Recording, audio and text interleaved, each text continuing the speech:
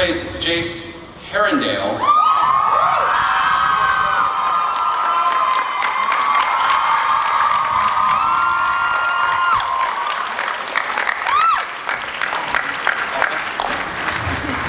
Still new to the shadow hunting game, but so important. Clary Frey is Catherine McNair.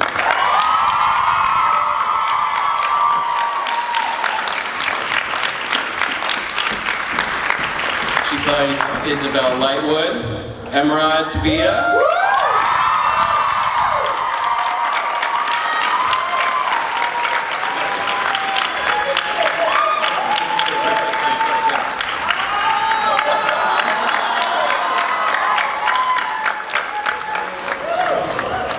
There are already quite a few mats up on stage right now, but I think this is the mat you're looking forward to. So we've got Alec Lightwood, Matthew Daddario.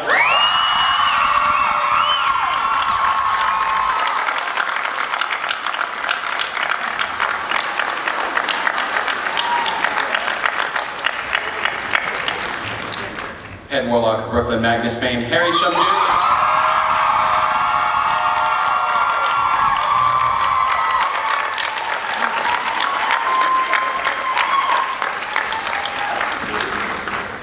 Now I've got to get a werewolf up here, so let's get Luke Garraway, Isaiah Mustafa.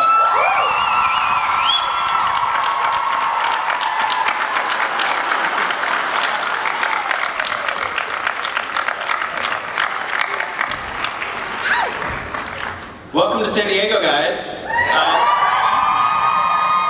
awesome time for the show to be here. You're just about to end season 2. The show is really established. We've got a huge room of fans here to see you. What can you tease from the showrunners and producers here, what we just saw? The tears, the anger, the conflict. Anything you can tell us about these follow-up episodes we're going to see? City of Glass! Want to know the source of conflict and anger and tears? Yeah. It's all of them causing problems. All of them causing problems for you? With each other. No, it's all because of you. Who is the head of the institute right That's now? not my fault. It is. It's your fault. No, I'm here to solve problems. The boy just needs a little guidance in his life. He'll be okay. Well, Becky, let's talk about Alec being the head of the New York Institute at this point in time. There's a lot on his shoulders right now. He has a lot of hard decisions to make. Yes, How does that affect him and then also his relationship with Magnus? How is that going to, what kind of conflict is that creating? Well, when you got a tough job like this, you know, you spend a lot of hours at the office, and you know, it puts a little stress on the people you love, and you want to go home and see. And you try to go see them and make sure that you're not, you know, killing the wrong kind of demons, or you know, inflicting some kind of magical curse. You know, all these things that we deal with, those cause problems, and sometimes, you know, you make mistakes. And he's really lucky to have someone like Magnus to feel the brain. Understanding, very understanding. Yes, and very forgiving. Maybe. But I think that as a result of him being head of the institute, everyone's going to be happier. Everyone's going to love him a little more. And everyone's going to do a little better. Don't you think? Did you read the last script? No, don't. I haven't read the last script. When did you read the last script? Couple. Couple months ago. Oh, you Wait, what? What last script? the one that's No, we didn't read it. We filmed it, Dom. Were you there? Were you there? You seem to not know anything that happened. Happier and better? We're on the same show, Matt? Oh yeah, that's actually. Yeah, there it is, There's not a lot of happy in the rest of the season. Those rare A habits. little bit. There's little Like little glimmers, brief glimmers. Harry, Magnus is going through his own sort of trials and tribulations at the moment too, with Alec as the head of the Institute, but he's really consumed with his past. He had some stuff come up that he wasn't expecting. Going forward to the end of the season, what can we expect? Like, how is he reacting to this, and how is he reacting to possibly secrets being kept from him because of Alec's new position?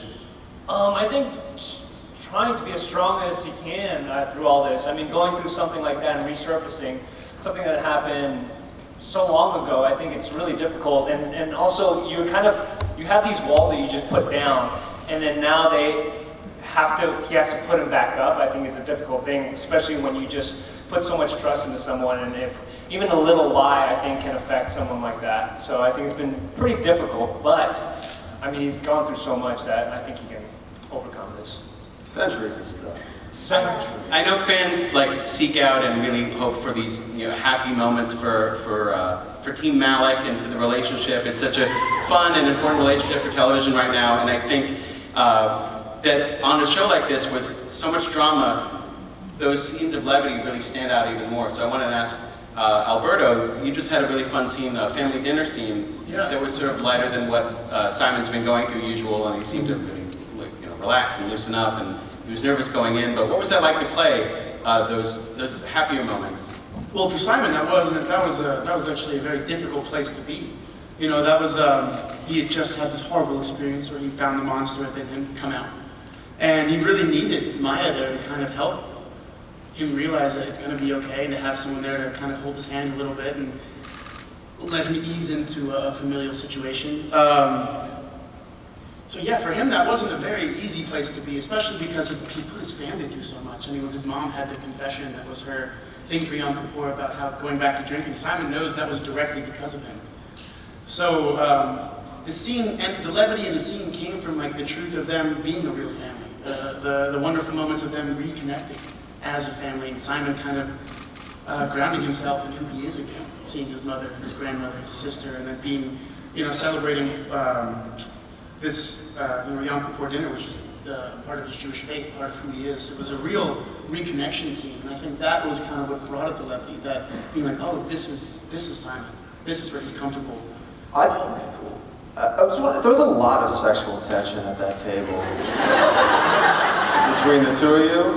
I know that you were sitting at a Yom Kippur dinner, but it was one of the sexier scenes. I was transfixed. So. Yeah, I think that's all vampire mojo though, man. Simon's never aware of that. I think he's pretending. You're always playing like you're so sweet.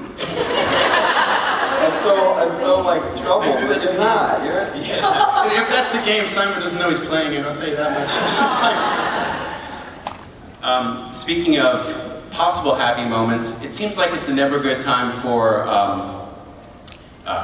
Jason Clary. There's been a lot of stop-starts. No, never good time. They thought they were siblings, he thought he had demon blood. Yeah.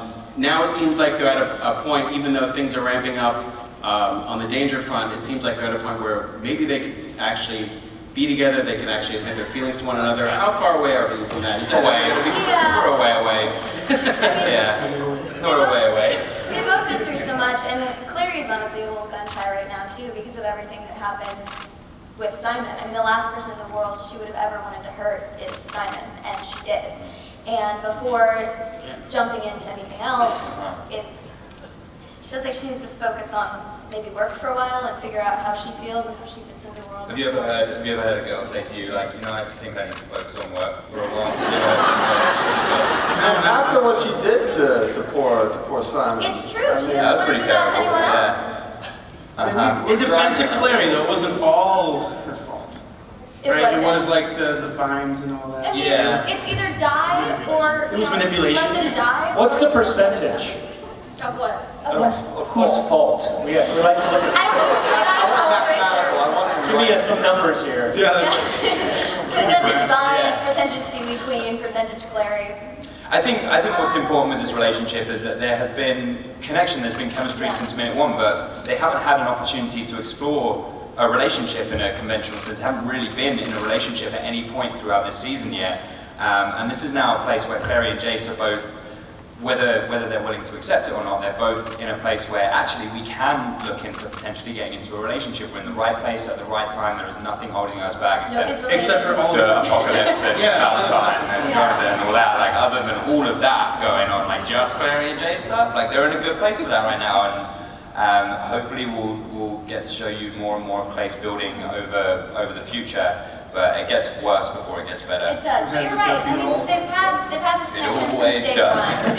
But Jace and Claire are always there for each other. They've always been there for each other. They always Always? Always? Always? Like on the boat and the torture and the kidnap and... Can't touch my dad! to and find get you. back, and then I come back and go to the demon Wait, club, Claire, and then take like, us oh, on. you Always. I taste book it club, to get to and you. hold on, to get to me. Yeah, you taste She's it. sweet. Clary's sweet. She tastes it, Luke. I'm She gonna tastes find it. it for you. That's so lovely. That's so lovely. I got tortured because of you. I died. I went to the bar to a vampire. I died.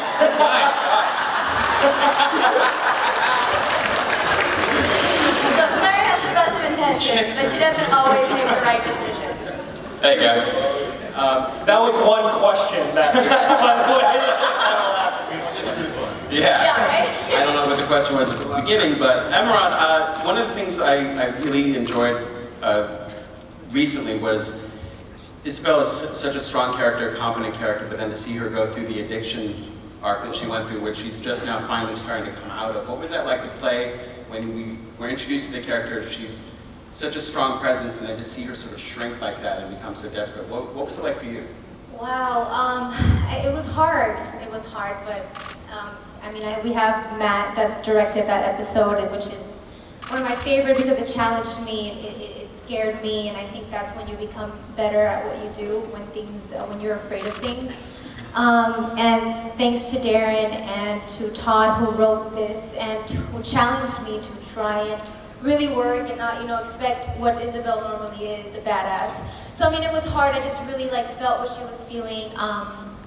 And now she's going through a different path. Now she is trying to find herself again. She is getting her strength back, and she's going through that journey slowly. And now she's, going to become a mentor for her little brother Max.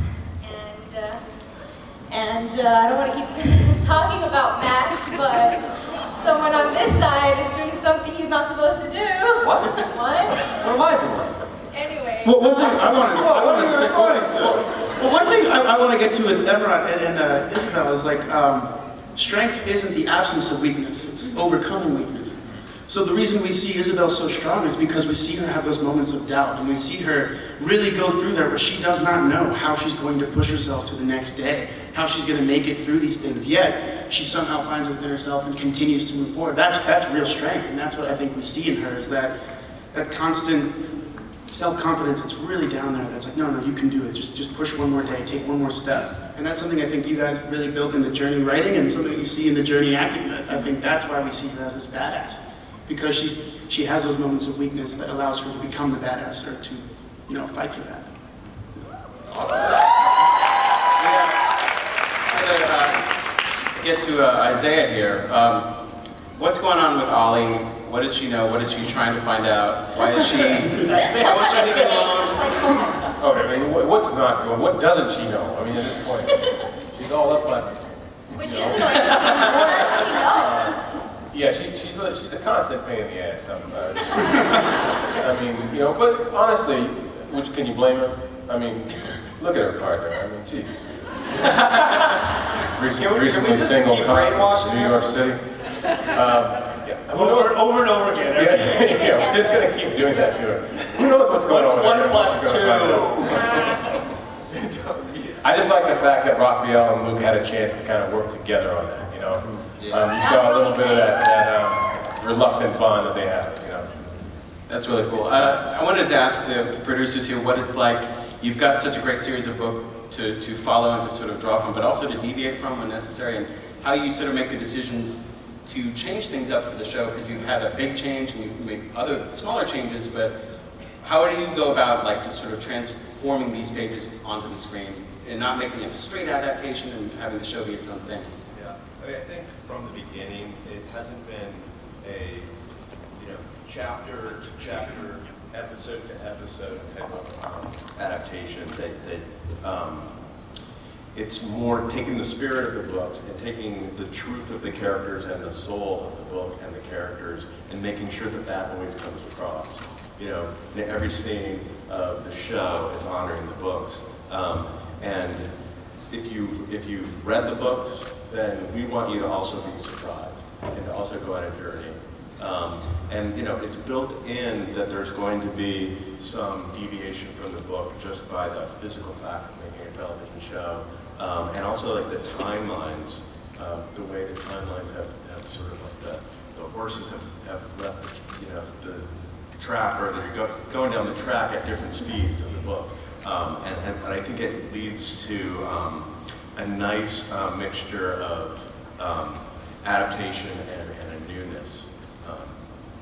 Now, it's a serialized drama, but also there have been a few episodes that are sort of, they're not quite standalone, but they feel like they could be. Is that something that you purposely try to put into a season or a half season, just to, because there's the party where people are hallucinating, and then there's the Seeley sort of faking the downloader attacks. We definitely try to give each show its own identity. So you can say, oh, that's the episode where that happened, as opposed to a blur. And speaking to what Darren had said, like with the adaptation, in the book, it is a blur that it's a novel and it's a book. And as a television show, Smallville was a show, that's how we came up in TV, and they were like little movies. And Shadowhunters, even though it's serialized, we love the fact that you feel satisfied, like you had a nice meal after one episode, and still having the serialized element, but it's so fun. And by the way, thank you all the writers on this show from the bottom of our hearts. Cassie Clare, first of all, and magical world. All the writers from season 2, Zach and Allie and Shereen and Holly and Pete and Michael, I'm going to forget names, and the season 3 writers, please stand up if you're in the audience. And thank you guys. These brilliant minds, there's so much of this. They have the real answers, by the way. Don't ask us. Turn around and just ask them. They know everything. We don't know anything. Matt, there are a lot of really cool sets on this show, from Pandemonium to Seeley Court to the Institute. Is there any particular set that you have a fondness for? What's your favorite? The green screen? How dare you? I think filmmaking for me is such a magical experience, and be able to make it for amazing fans like you guys is so, like, to be how involved and passionate you are about it just drives us. I just wanted to say that at the forefront. We really appreciate you guys. Like, without you, we would not be here. Without the books, we would not be here. So we have mad respect for you and the books. So first and foremost. As we're on this journey, we're always thinking and trying to think about how to expand the universe, how to make things bigger, brighter, better, sound better, look better. We're constantly trying to improve and really giving the show a sense of New York City. I'm from New York, I grew up in that city, and it really is important to all of us to have the show really grounded. The Institute's there. So the sets are a combination of many different things, many different personalities. Each set is emblematic of each person that lives there. So there's great detail that goes into every one. And for me, the heart of the show is these people and these guys who write it. And it's when we can combine those two elements in an environment that feels real and feels tangible and honors the books, but maybe is something unexpected, that's where we think we are firing on all cylinders. So hopefully that answers the question. It's awesome, yeah. He's being very modest, by the way. This is one of the best directors in TV, and the finale will blow you guys away. Thank you. Well, I have no doubt from the video we saw at the top of this panel. I wanted to talk to you about a cool guest star that's coming to the show. Oh, yeah. For 2 episodes. Sarah Hyland is coming, and we don't quite know who she's playing yet. So I don't know if you guys might have any information about that. Drum roll. Well, I think that some of you might have guessed it and then thought that you were wrong, but you actually weren't. And we will say this, when you saw that little girl in episode 14, the fearful, she was a little girl and she could change her age. Sarah Hyland will be the Seeley Queen. We brought you a great scene from episode 219 that we'd love to show you. I have an open invitation with the Queen herself. I just need a minute.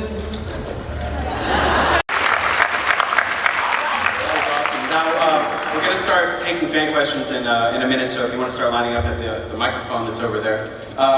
What can you tell us just about the Seeley Queen at the end of this season, and also Simon's role? A lot of people are after Simon. He's very important cog pawn in this. He's so charming too. As far as, you know, a lot of people want him on their side. They want him as a leader, or they want him in their, you know, on their team. What can you tell us about that? Oh, yeah, anyone who'd like to. In my opinion, like Simon in many ways is like Neo, like he is the one in many instances, because he's become a daylighter, and to all the people he's associated with, suddenly he's got this fame and notoriety, and he's such a humble guy. He wants to go to college and be in love with Clary and figure his life out and be a musician. By the way, how about the music that he's playing? So just sideline shout out, there's a Shadowhunters EP coming out July 21st. Tomorrow. Yes. It drops, and it has the original songs that Alberto beautifully sang on, as well as some Morel stuff. So There's actually going to be 2 of them. You guys have only heard the first one. The second one will come out tomorrow as well, so you guys can jump on that. And the producer that we were lucky enough to work with is Sam Hollander. He did One Direction. He's done a ton of great, amazing Fits in the Tantrums, etc. So anyway, well, but back to the question, which is the epicenter of White on the Set. Sorry. Back to the epicenter of the question, which is the guy is pure in many ways, and I think that purity is what attracts Clary to him and his goodness, and he's put in an untenable situation being a vampire and now kind of a celebrity vampire. So. But we also saw the power that he has with the other vampires, sure, and I think that's something she wants to be able to manipulate. Awesome. And we've already got a big line here, so let's take the first fan question. We can squint and see you here. Hello. Hi, so I love Shadowhunters because you guys talk about diversity and acceptance so much, and I think whenever I watch it I get so encouraged and I feel so much more positive. So I just wanted to thank the writers, the cast, the crew, executives, everybody for making the show come alive, because I feel like sometimes there's so much negativity in the world and you guys bring a really positive vibe, so thank you for that. By the way, just quickly, sorry, if it looks like we're not looking at you, we're trying, but the lights are in our face and you're here. We can see you on the screen right here. So we promise we're not ignoring you, like we're trying to look, and then the lights get too much and we look down a little bit. Tom's watching a football match, actually. Go ahead. Hey, so we heard mention of a certain someone, so I guess I'll just phrase my question in one word. Tessa? Patience.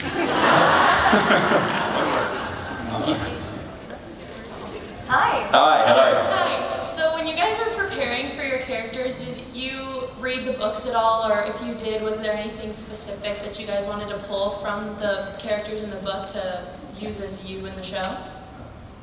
I took and this is why I break them all the time, because playing with the Stellae, and there was a point that Cassie wrote in the books that it was strange that Jace is so confident and still has this kind of weird, like, nervous tick. But then season 2, they took them all away from me because I kept breaking them. You started getting rubber ones. Like rubber ones and stuff. So I haven't had that for a while. For me, I read the first book to understand the world, and then what I do with characters that I play is I write a journal from their point of view. So every character I've ever played, I've got this journal that's based on, and in season 2, obviously I started a new one and have been writing from the point of view of that character. And as we evolve through season 2, that journal extrapolates into who this character is and grows to be.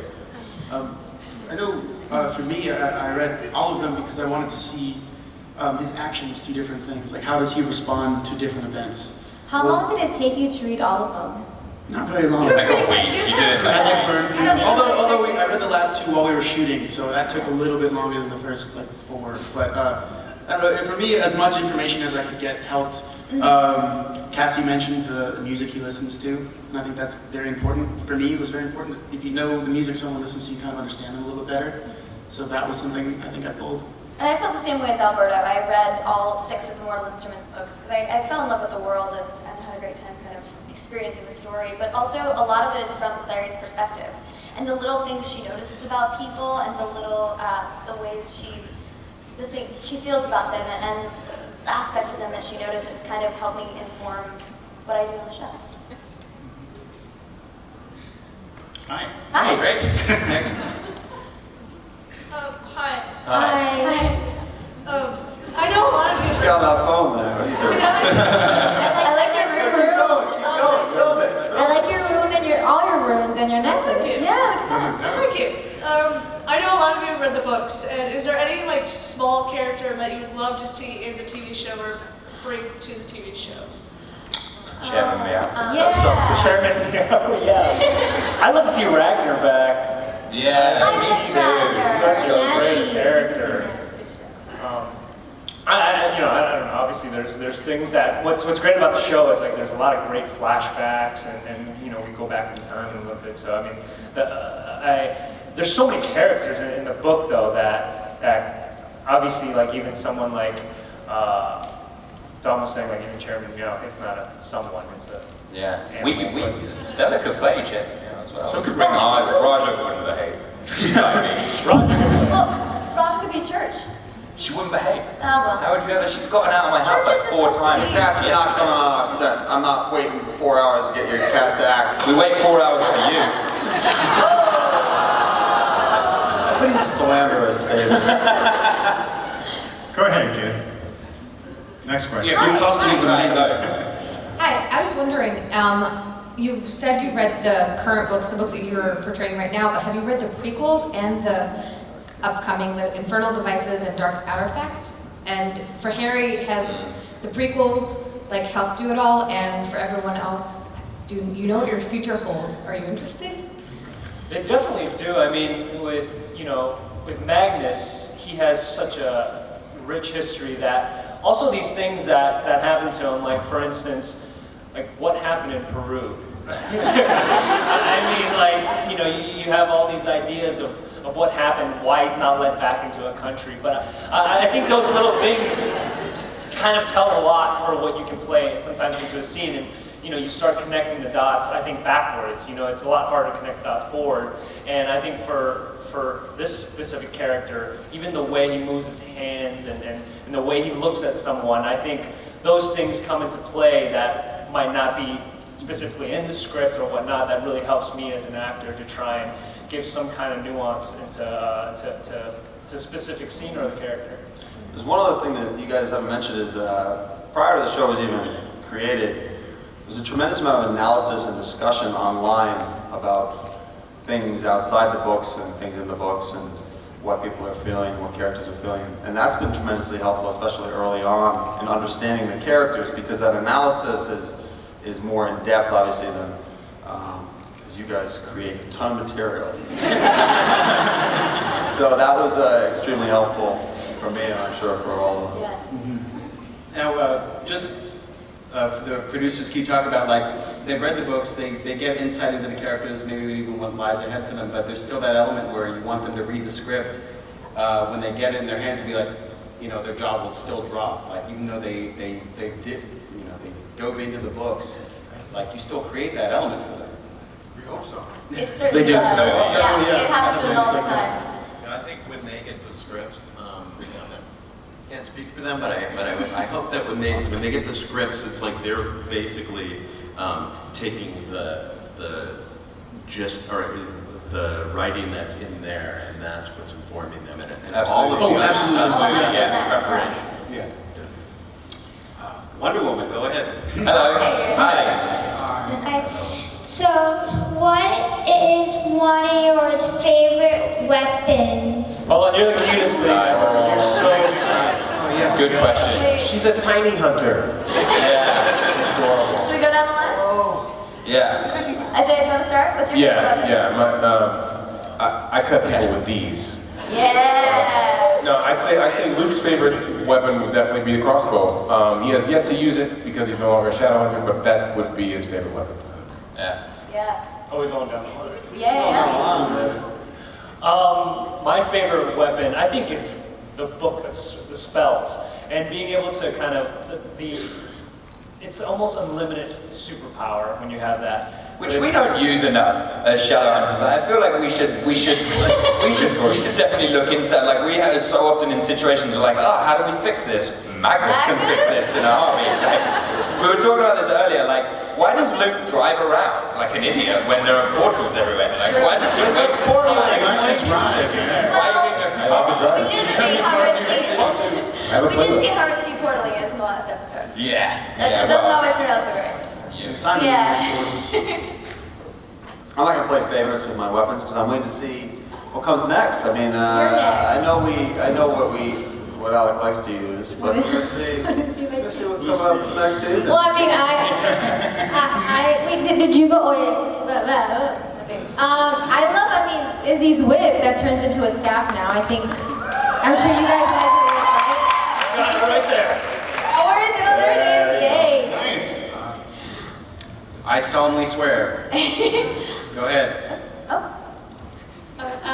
Well, since we're into season 2 and you guys have kind of been playing these characters for a while, do you feel as protective over your characters as us fans do? Absolutely. That's something that I think is so special about this cast and everybody who works on the show is we all really do take it to heart how important these characters are to you guys because they've become that important to us. And we really do, we spend time with each other, we spend time on our own, really thinking about these characters and trying to make this something really special and really informed and something that is real. Yeah, when people go online and they can talk mean about all of us. They go on there sometimes, they say mean things about Alec, they say mean things about Jace or Matt. What are you about doing? characters, and that hurts more than anything else. Like, I can't believe Jace did this, and I'm like, I know! With you, but don't say it. Like, I don't need that. Spot on. Thank you. Next question. Hi, so I read the books in a little bit of a blur, but I realized that the Downworlders and Shadowhunters allyship didn't happen until the end of the series, and I'm just wondering why you decided to sort of bring it up and sort of integrate it earlier. Well, if you remember, in the third book, there was that first try at it, and that was right before the giant war that happened in Idris. So there was that first attempt, but like as you can see with our show, it's not easy to get all of them to play nice. For sure, but it's definitely something we're aiming towards, for sure. And like more and more we can see. Yeah, absolutely, and we're constantly working towards it. Even like our relationship, as much as we kind of pretend like we hate each other, we do have this bond, this connection because an immense amount of we respect. haven't looked at it, thoroughly just yet. But like, Jace is the reason that Simon's the daylighter, and that's something that's going to be prevalent later on in the series. And whether or not they dislike each other for whatever reason. But like whether or not they dislike each other, they actually do care about each other immensely, and that's why Jace was willing to, sacrifice himself for Simon. And that's why Simon wants to come along on missions. Like they do care about each other, and that is like what we're starting to see more and more. And again, with like Malik and with these other relationships in the show, like we're starting to see that that unity does exist, and we're trying to parallel that. With your guys' permission, for me to say that, we're trying to parallel the real world with that. That unity and love is more positive and is more powerful than hatred, and it always will be. And it doesn't happen overnight, though. It's something that has to be worked. Everyone has to want to build that, and that's something that you see. Like in the episode we had the council, we have where Luke tried to kill Valentine. You saw that. You saw Luke kind of pull away from the werewolves for that own protection, because then. I think that's something. It's a constant battle that we all have to keep pushing through. And the dope thing about the show, I think, is that the political strife and the battle, the tension between the Downworld and the Clave and the Institute and all that stuff has massive resonance and emotional impact on all these characters. So that conflict between, like, you have the High Warlock of Brooklyn and the head of the Institute. That's not going to run perfectly, right? So you have all of those things. People lead great responsibility. With great responsibility, heavy hangs the crown, right? So all these people have great responsibility, and amidst that, they're just trying to fall in love and have a cheeseburger and live their lives. You know what I mean? And so that's one of the beautiful things about what Cassie created and what we are evolving. We don't eat. There's no catering this year, by the way. Or sleep, really. No. But anyway, that's. I sleep sometimes, but mostly when I sleep, I'm having nightmares. When was the last time we slept? I slept for a full episode. Arguably more than that. I was taking care of you. Well, Magnus and I were taking care of you. There's a lot of this too. Short list. I was shopping on Amazon. Go ahead, Super Gal. Next question. I like your shirt. I love your shirt. Yes. Thank you. First of all, I love you guys all so much. I love your show. Thank you. And then my question is, which couple do you guys ship the most? Oh, don't even. I don't think it's a good idea right now. Should we say it on 3? All on 3? Yeah. 3, 2, 1. Malik. I'm gonna say Sizzy. Right? It's not Sizzy yet. It's like. It's smoldering. It's smoldering. That's exactly it. It's an onomatopoeia of its own relationship. I love it. It's like a breath control. Go ahead, kid. If we start with Next question. Hi, my name is Juliet. And Hi. Hello, Julie. that is going to be my question. Are we going to see Simon and Izzy as a couple in this season, the next season? All right, I know I've talked about this a few times, and I feel like it's something that people remember where they are right now. Do we really want to start? Alberto, please. I'm saying I don't think they're ready for each other. Like Izzy's got this whole thing with Raphael. You can't jump from one fam to another fam. Like, she's got to get some time, you know. And Simon's heart is broken, and he's finding this friendship in Maya, and they're not. I don't want. You can remedy that. Wait, but I want Todd and Darren to answer this question. That's actually way better. Yes, please. So, will there be any Cindy in season 3? It's a slow burn, and if I tell you when it will happen, it won't be fun when it happens. Good answer. Well done. If it's fated to be, one day it will be. But I will say this, in Monday night's episode, there's amazing sissy scenes, you guys. Like, you guys crushed it so good. I was gonna say anything. When I say sissy, I don't mean romantic, but you feel it. It's undeniable. We got one more question here from the fans, and then got some news to dispense. But let's take the question here. California Bear. Hey. Hi. Hi, I've been in this fandom for a really long time, and I really love and appreciate what you guys are doing with the world of Shadowhunters. And I wanted to ask what your favorite part of getting to know the story and getting to know the world has been. The mythology, maybe. It's such a rich, diverse criteria that we have to meet, and I think very often I personally feel a lot of pressure to make sure that all of that is in place because it's so important to this world, and if you don't follow the rules, you end up making mistakes that will trip you up later on, and this, that, and the other. So it can be quite hard at times, but that's one of my favorite things about it is the challenge to really work with and develop this intrinsic world with like the writers and the directors and talking through the different rules and regulations and the way the world has to behave, otherwise it doesn't work. So that's great for me. For me, it's the journey of the characters. I mean, each one of these characters presents itself as one thing, and then as you get to know them, and as they go through all of these tribulations, if you will, they change and they grow and they discover new things about themselves. And I think there's something that everyone can relate to in these characters. I like that we get to tell the story in the sense that every day we get to go to work with these great people, and we get to get deeper into what's happening. We get to form relationships like closer as friends and then as characters, and we get to continue telling the story together. There's a Shadowhunter going to ask a question next though.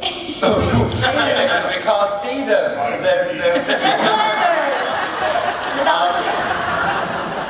See, I can see that. I asked the Twitterverse too for questions, and people from all over the world are such huge fans of the show. I'm not going to go through all of them, but Lady Multi-Fandom wants to know what we see a lot more of Maya in season 3.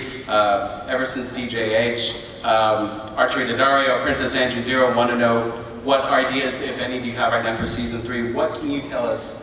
Asking you, Todd and Darren, what can you tell us about season 3? What can you tell us about season 3? As well? Please. What can you tell us? Enlighten us.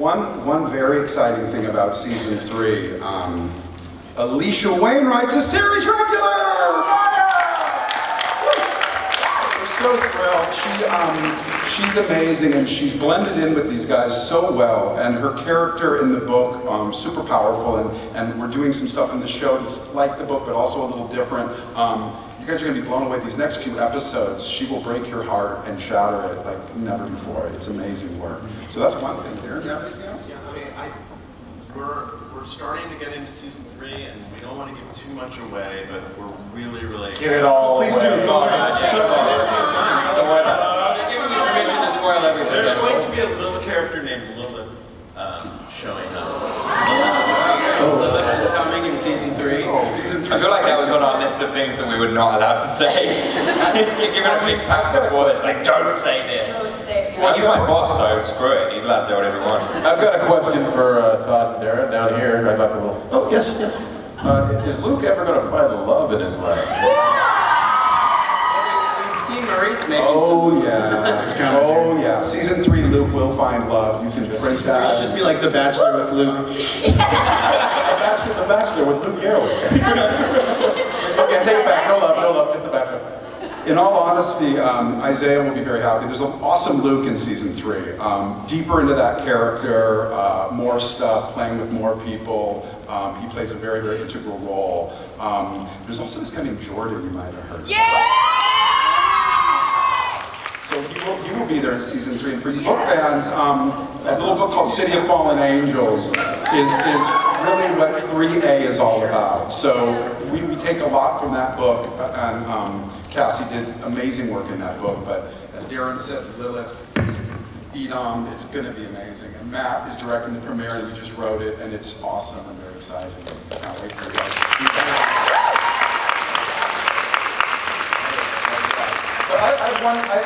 Up close, are there any like massive Malik fan? Like a massive...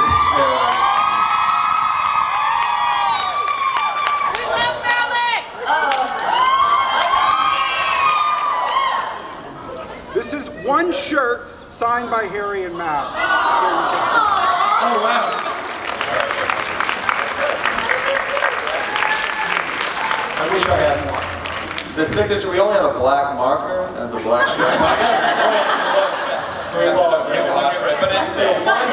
Play a game of where's the signature. It's a one of a kind. It's in there. It's on. It's real. Are you sure? Special edition. Guys, thank you so much for coming. Thank you We can't guys wait to so meet you. much. Thanks, everybody. Shadowhunters on Freeform. Thanks, Shout out to Twitter. Thank you guys.